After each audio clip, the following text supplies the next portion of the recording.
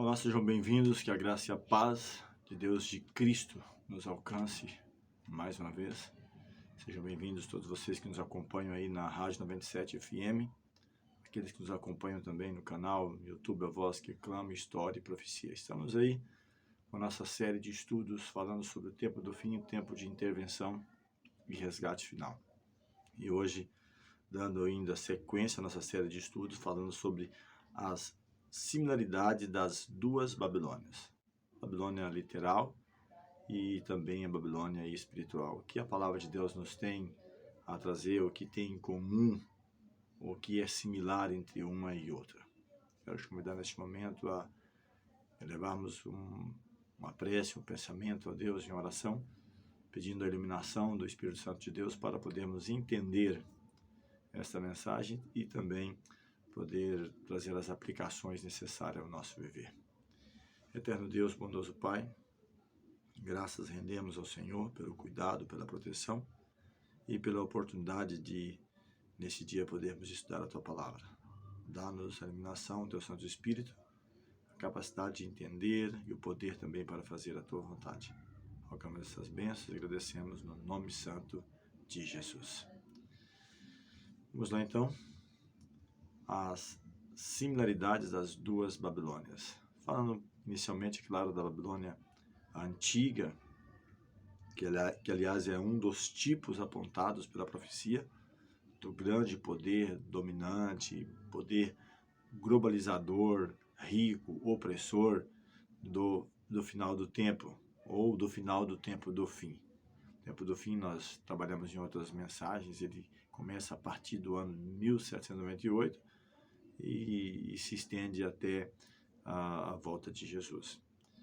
Nós estamos já no caminhar para o final do tempo do fim. E isso fica bem claro, fica evidente nos estudos que nós temos feito. E falando também da antiga Babilônia, isso é aplicável à antiga Babilônia, ou a literal. Isto, quem sabe, em virtude a inúmeros itens, né, de identificação, de semelhanças entre ambas, entre a literal e entre também a espiritual. Mas há dois pontos que merecem destaque ou uma análise. O primeiro dela, a parte de opressão, dela ser opressora, isso aplicando, claro, a Babilônia antiga, que ela foi inicialmente opressora do povo de Deus, mas também você pode encontrar em Daniel capítulo 24, opressora também dos pobres. Tanto é que o próprio Daniel, dando conselho para Nabucodonosor, diz: olha, aconselho que você seja mais atencioso com os pobres, desfaça seus pecados, mude, tenha uma nova atitude. E quando ele interpreta ali o seu sonho com respeito a uma árvore cortada que foi molhada de orvalho durante 7 tempos ou 7 anos. Agora, aplicando para a Babilônia apocalíptica ou espiritual, também encontramos textos aplicando de que ela é opressora do povo de Deus e também opressora dos pobres. Você pode achar isso em Apocalipse 18, Tiago 5 e também o livro Educação, páginas 179 e também página 198, ela traz também uma explanação sobre isso. E estas, na grande maioria, são as causas, né, as razões principais do desmoronamento desses dois gigantescos impérios, um no contexto literal e o outro também no contexto espiritual, onde abarca, claro, tem uma representação, mas abarca o mundo para o tempo do fim. Falando sobre o seu fim, inicialmente de Babilônia, tipo, é bem conhecido. Deus, ele não age diretamente, temos batido bastante nessa tecla aí, juízo direto ou indireto, Deus agindo, atuando, ou Deus permitindo, né, que o arqui-inimigo atue. Então, Deus não agiu diretamente na sua destruição, muito embora haja um grupo de profecia sugerindo que Deus mesmo e pessoalmente, né, a destruiria, mas tal fato não ocorreu. Isso o contexto histórico, bíblico, profético aponta para nós. Deus apenas dirigiu os acontecimentos. E qual foi o instrumento utilizado? A Pérsia. A Pérsia foi seu instrumento de juízo. Ciro foi o anjo destruidor, é mencionado por nome antes que isso acontecesse. Assim também como Tito foi com Jerusalém, aquele que também atuou na queda de Jerusalém.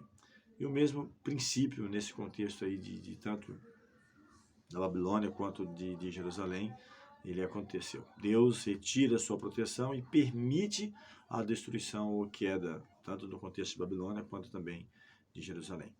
O livro Profetas e Reis, página 530, menciona que nessa última noite de louca orgia, falando de Babilônia, Belsazar e seus grandes tinham enchido a medida de sua culpa e da culpa do reino caldeu. Então, diz que a mão restringidora de Deus não mais desviaria o mal impendente, aquilo que estava para ocorrer ou para acontecer. Belsazar devia cair e seu reino devia passar a outras mãos. Então, a história confirma claramente para nós. Quero trazer alguns textos que vai estar nos ajudando a entender melhor essa dinâmica desses acontecimentos. E se aconteceu assim com Babilônia tipo ou a literal, tal será também o fim da Babilônia apocalíptica ou a espiritual. Da Babilônia antítipo.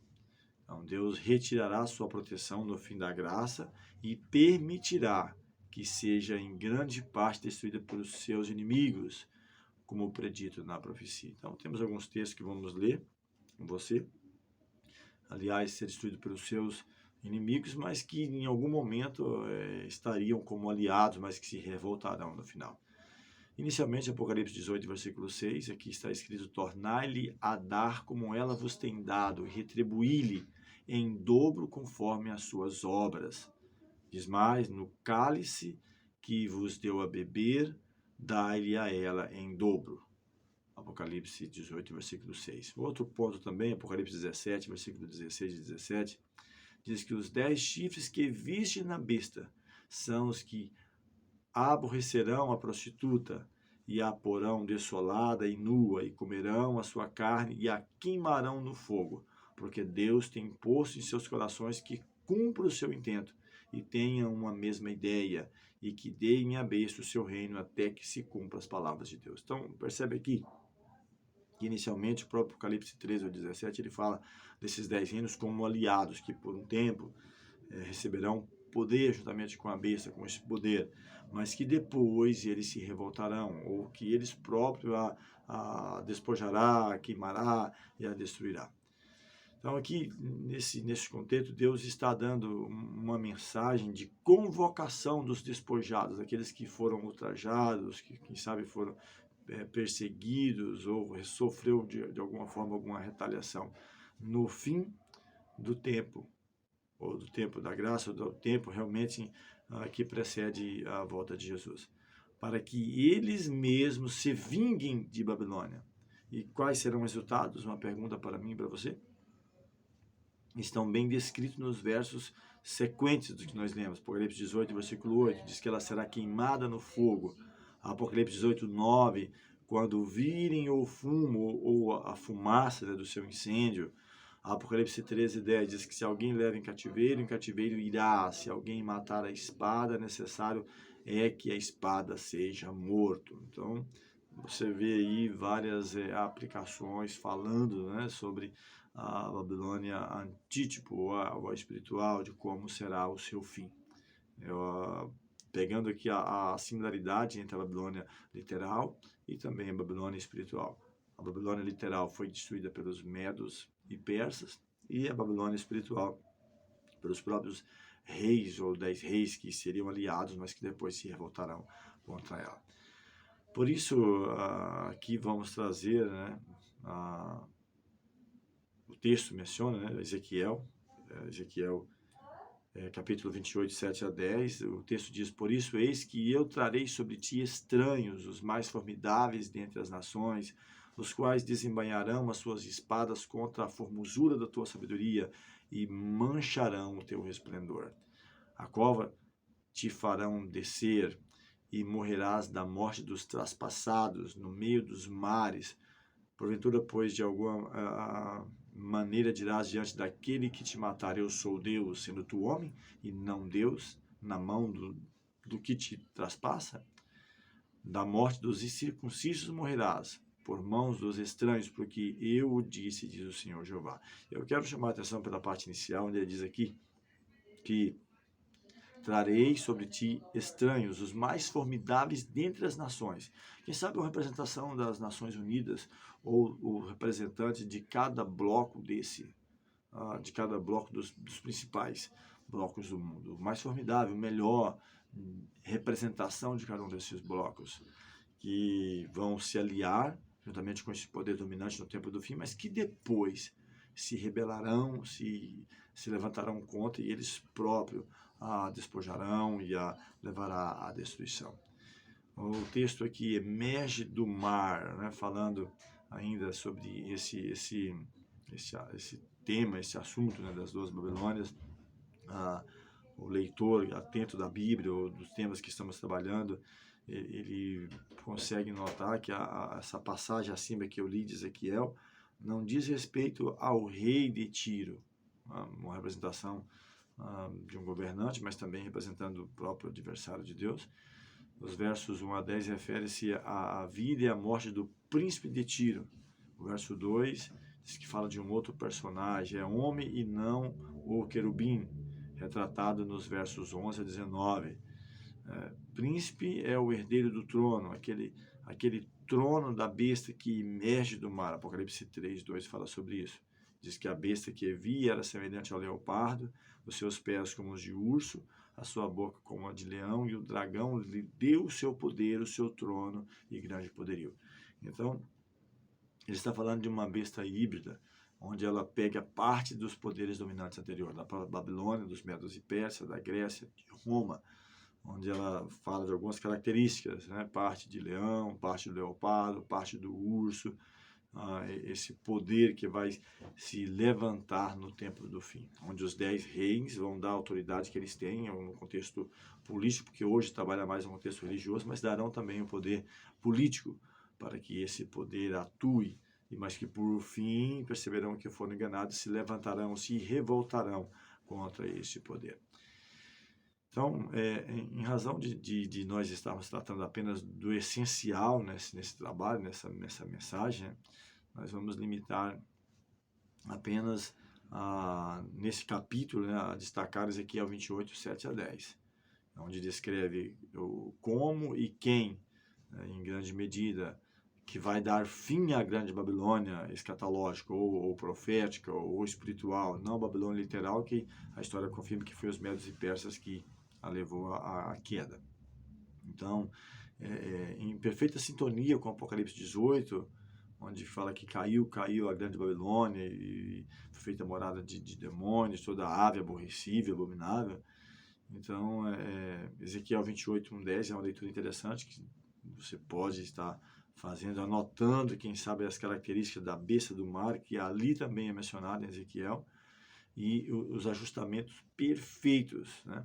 O livro Parábola de Jesus, páginas 178 e 179, diz que nesse tempo em que prevalece a iniquidade, podemos saber que a última crise está à porta.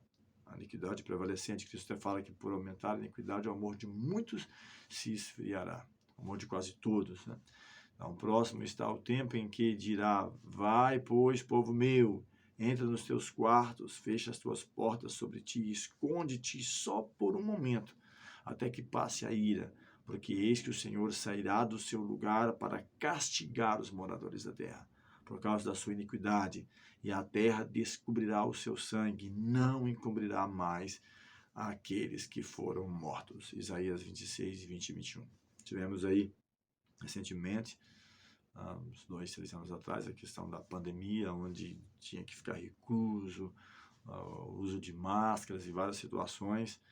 E aqui ele está dizendo: vai, olha, por um tempo, esconde, entra nos teus quartos, fecha as tuas portas, até que resolva, que passe a ira que o Senhor vai levantar para castigar os moradores da terra. Né? E aí a pergunta mais uma vez, mas vai estar o Senhor atuando ou Deus retirando sua proteção e o inimigo de nossas almas atuando? É uma pergunta interessante. Homens que pretendem ser cristãos podem defraudar e oprimir os pobres, podem roubar aos órfãos e viúvas, condescender com o seu ódio satânico por não poderem dominar a consciência dos filhos de Deus. Porém, Deus trará tudo isso a juízo. Eclesiastes fala sobre isso.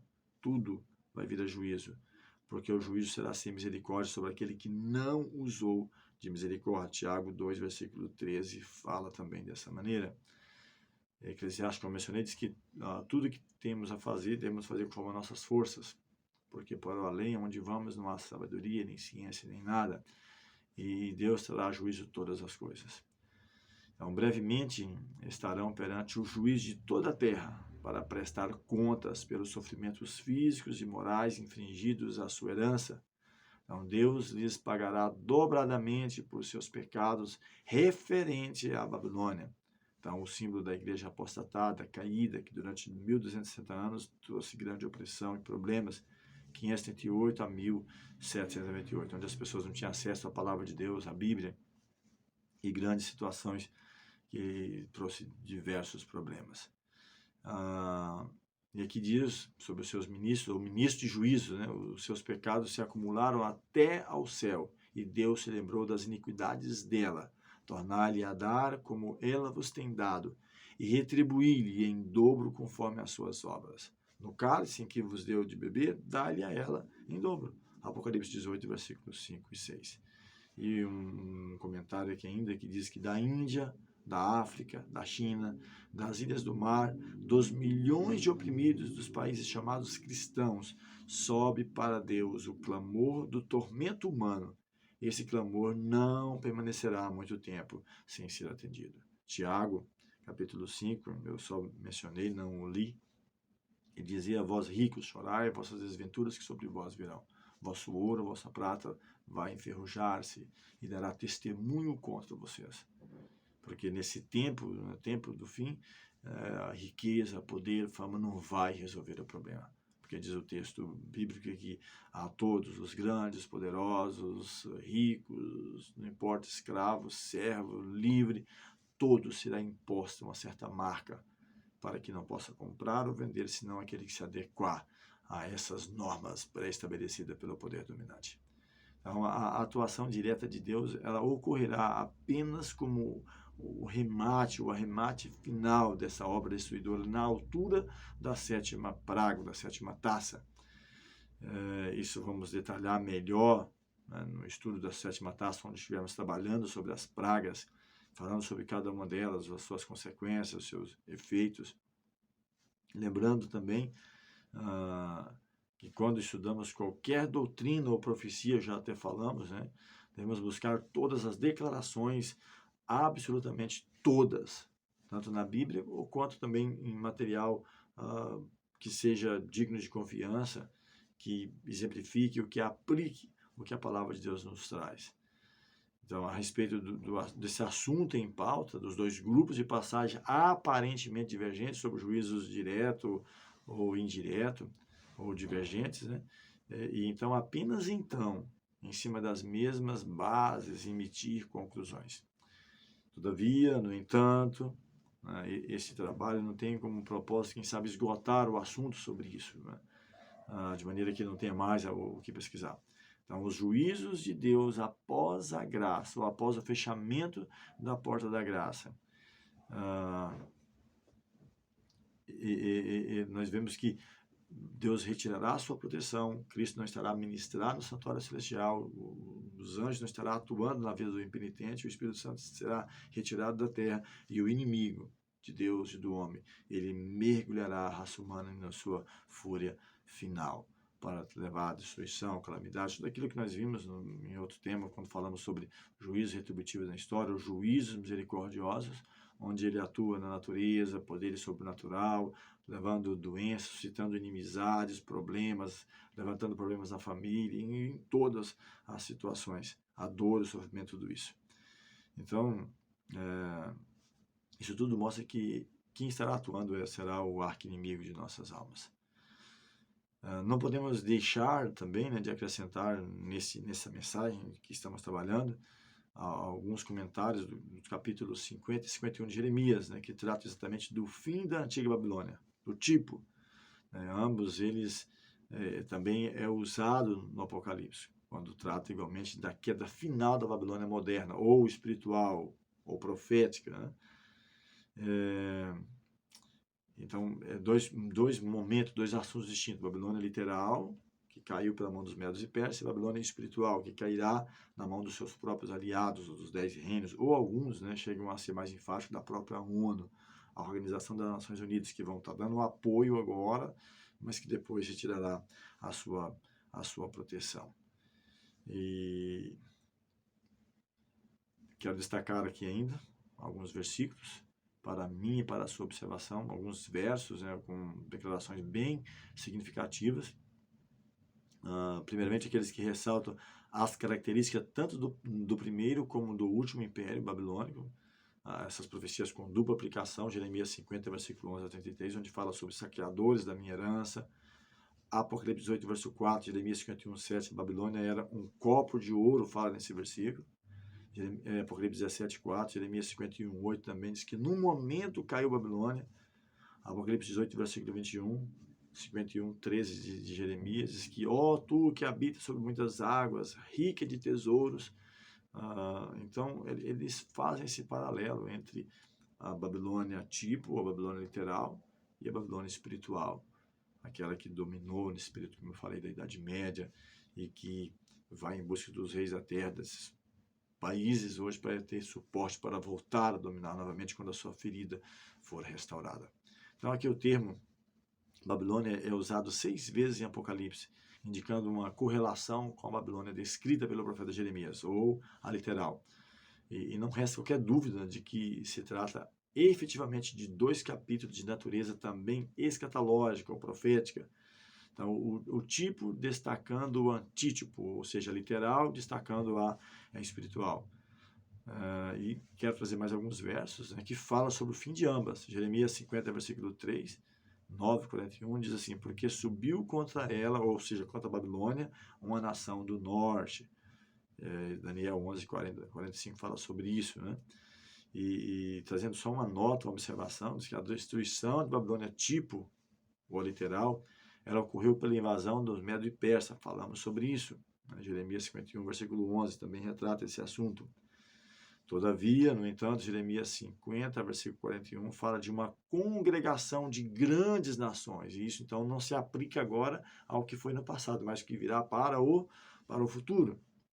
De grandes nações, reis poderosos. Então, há uma pluralidade, não é no singular, porque ali no caso teve só 2 nações, Medo e Persa, consórcio de 2 poderes que dominou e derrubou a Babilônia.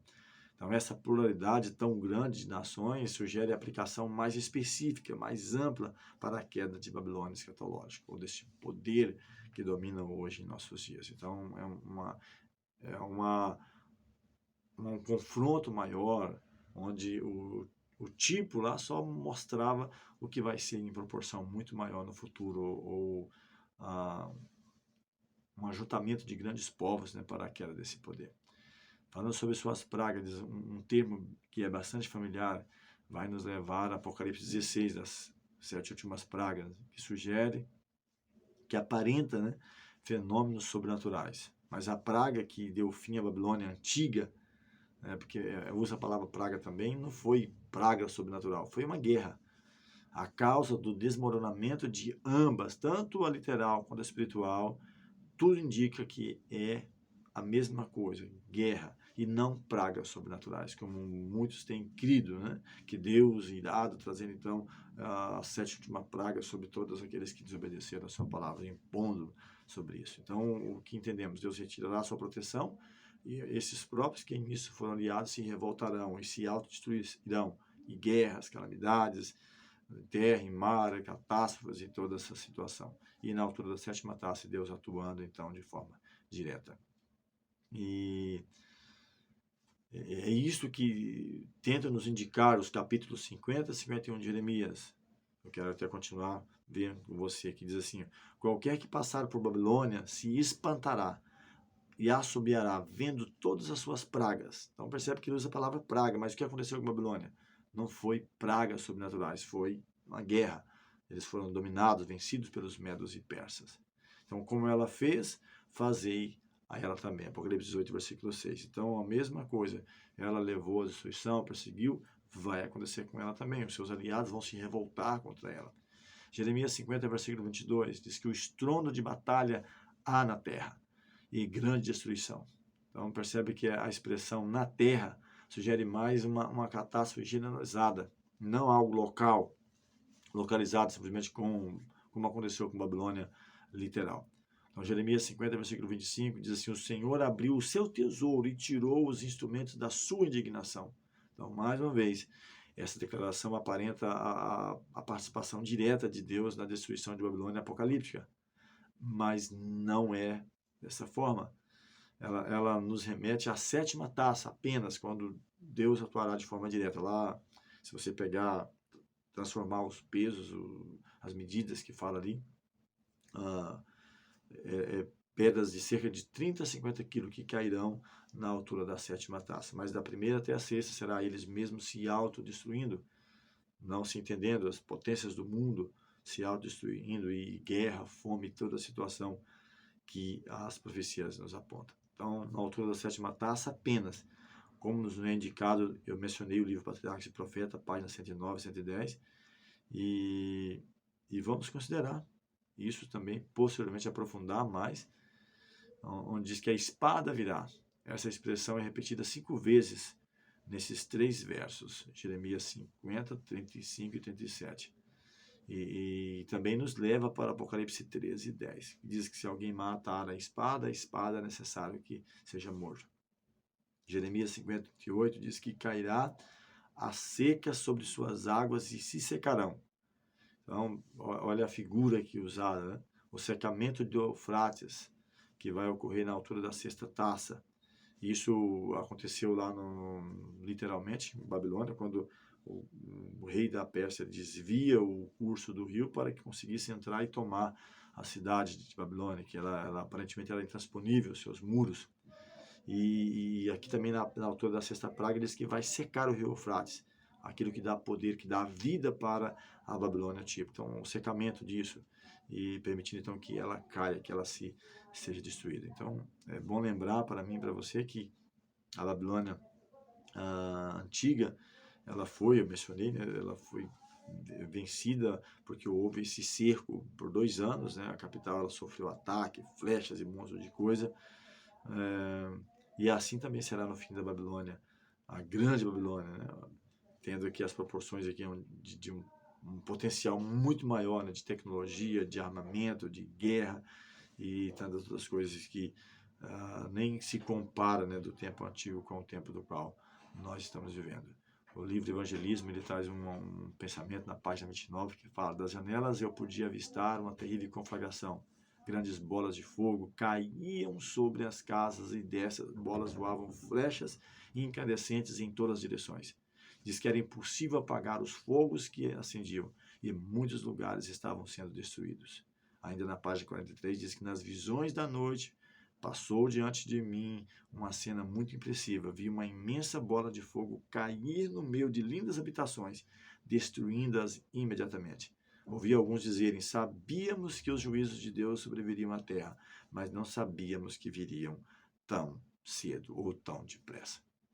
Então, aqui em visão é visto que como se fosse flechas, bolas de fogo, ou no contexto de guerra, né, bombas explodindo, mostrando que vai acontecer para o tempo do fim.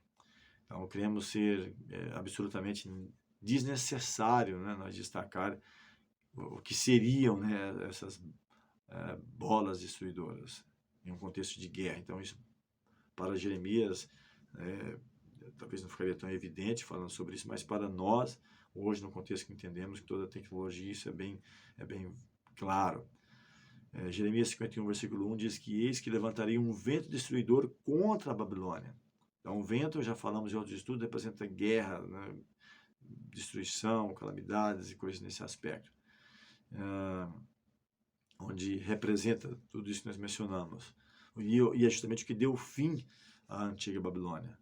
E vai se repetir novamente da mesma forma com a Babilônia antiga, ou com os poderes dominantes do mundo do qual nós estamos vivendo. Apocalipse 7, versículo 1 a 3, há uma conversa entre anjos que chama a atenção e diz que não danifiqueis nem a terra, nem o mar, até que hajamos assinalados na testa do servo do nosso Deus. Então depois será solto os ventos, ou seja, as calamidades, as destruições, as guerras. Diz aqui o texto: espantados estão eles, trabalhando bem ativos para impedir tal conflito mundial. Os anjos, Apocalipse 7 fala sobre isso. Retratado pelo segurar dos 4 ventos. Ele diz: para que não danifiqueis nem a terra, nem o mar, até que hajamos assinalados os servos do nosso Deus. Então, por esta causa destruidora é que eles chamam a atenção, não para algo que supomos ser sobrenatural, Deus vindo trazer destruição para a raça humana, mas essa conflagração geral onde o mundo se envolverá em ruínas muito maior do que a que sobreveio a Jerusalém. Apocalipse 16, Jeremias 51:8 diz que no momento caiu Babilônia. E ele diz ainda que, acabando tu de ler esse livro, diz que atarás uma pedra e a lançará no meio do Eufrates. Dirás: assim será afundada Babilônia. Ou seja, ela vai ser destruída e não se levantará mais. Então, uma destruição rápida por um instrumento lançado do espaço, de cima para baixo. Então, quem sabe, uma figura utilizada parecendo com o que está aqui mencionado em Apocalipse 18, quando o anjo toma uma grande pedra e a lança sobre muitas águas, dando fim à sede da grande Babilônia apocalíptica. Joel 2, versículo 30, também nos descreve isso, onde fala de colunas, de fumo. É uma figura bem significativa também, que leva-nos a considerar Apocalipse 18 e 21. Joel 2,30 diz que eu mostrarei prodígios no céu e na terra, sangue e fogo, e colunas de fumo. E fala sobre pulgão, destruição das plantações e tudo mais, é justamente o contexto final, muito perto da volta de Jesus. Diz que essa mesma expressão é usada em Joel 1, versículo 4, 7 e também versículo 30, que descreve essa destruição, onde ele fala minha vide, significando ali a vide da terra, ou como podemos lembrar, né, a vide ela pode ter 2 aplicações. Povo de Deus, é uma aplicação, já foi falado em alguns outros momentos sobre isso, mas vide da terra, Apocalipse 14, 18 a 19. Então, a vide de Joel, que está sendo destruída por guerra, ela é simbolizada por gafanhotos, locustas, pulgão, é a vide da terra. Então, uma destruição generalizada pela nação do norte, Joel 2:20. E mostra que há um contexto que aplica ao povo de Deus, mas nesse contexto aqui, onde ele fala da vida da terra, Apocalipse também fala sobre isso, né? Tempo de destruir aqueles que destroem a terra e dar o galardão aos servos de Deus, aos profetas. Jeremias 51:46 diz que virá num ano um rumor e haverá violência na terra, dominador contra dominador, ou seja, um poder contra outro poder, cada um dos que se acha os maiorais do mundo que nós vivemos. Então, dominador contra outro dominador. E isso não está acontecendo hoje porque o Espírito de Deus ainda está a atuar, a refrear, mas a partir de que Cristo não ministre mais no santuário celestial, que os anjos não estejam mais a refrear as paixões, o inimigo então atuará, terá todas as calamidades e destruições das quais nós nem temos como descrever. Jeremias 51:3 diz ainda que Babilônia subisse aos céus, e ainda que fortificasse a altura da sua fortaleza, de mim viriam destruidores sobre ela, diz o Senhor. Então, ainda na sequência do versículo, diz assim, porque o Senhor destrói Babilônia melhor, né, como são aplicados para os nossos dias, do que foi com a Babilônia literal, ou que foi usado 2 nações, né, um consórcio de 2 nações, medos e persas, para levar a Babilônia à destruição, e agora um conjunto de vários povos, de vários dominadores, ou os 10 reis que eram aliados, que agora vão se levantar contra ela.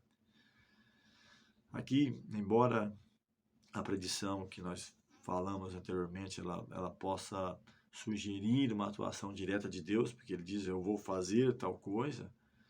Ali nós percebemos que na primeira lá, Babilônia literal, o agente usado foi a Medo-Persa, ou duas nações que dominou. Então foi uma atuação indireta de Deus. Deus não estava aí atuando diretamente com os seus anjos. Então, tanto lá quanto no fim, ou nesse conjunto profético, nos mostra de que Deus ele vai permitir que essas próprias nações se autodestruam. Deus não vai estar diretamente trazendo calamidades para as pessoas. Então, nesses 2 capítulos de Jeremias, não apenas há algumas descrições da identidade das 2 Babilônias, mas também de seu idêntico fim, que são parecidos, né, pela nação do norte. Lá no passado, pelo Medo-Persa, e no fim, os reis do norte, que correspondem a muitas nações congregadas. Também é citado em Ezequiel 38, 39, Daniel 11, 40 e 45, Joel 2, versículo 20. E a propósito, né, tais capítulos têm sido muito pouco explorados. E ambos registram muitos dados que permitem a mim e a você ter uma compreensão, ou ver essa sincronia total dos acontecimentos para o tempo do fim. Então, vamos ter ainda um estudo que vai tratar essencialmente desses elementos dos reis, ou quem compõe, né, os reis do norte, tanto no contexto do passado tipo, ou no futuro, né, o antítipo, ou próximo da volta de Jesus. Então, em um momento oportuno, vamos trabalhar sobre isso, justamente um tema falando sobre o fim tipológico de Jerusalém, que vai também tipificar o que vai representar o que vai acontecer nos nossos dias, nos poderes dominantes do mundo hoje, nas nações que sobrepõem sobre o povo de Deus, sobre todos aqueles que ousam se levantar, seja um país menor ou coisas dessa forma. Deus nos ajude a entender de que os poderes dominantes do mundo não vão prevalecer sobre o povo de Deus. Diz que nesse tempo, no tempo do fim, vai se levantar Miguel, o grande príncipe, que se levanta pelo filho do seu povo. E vai ser liberto todo aquele que se achar escrito no livro da vida e do Cordeiro. Vamos falar com Deus. Eterno Pai, obrigado pelas vitórias concedidas até aqui. Nos conceda a iluminação do Santo Espírito e nos ajude a cada dia a fazer a Tua vontade e o Teu querer. Dá-nos a Tua paz, a Tua graça, nos ajuda a entender que mesmo em um contexto de falar de guerra, de destruição, de nações que procuram subverter os seus mandamentos, a sua lei e se impor sobre os teus filhos, que nesse tempo o Senhor se levantará para resgatar, para libertar e para levar os escolhidos, aqueles que aceitaram a tua palavra para a vida eterna. Dá-nos a tua paz, a tua graça, rogamos as tuas bênçãos e agradecemos em nome de Jesus.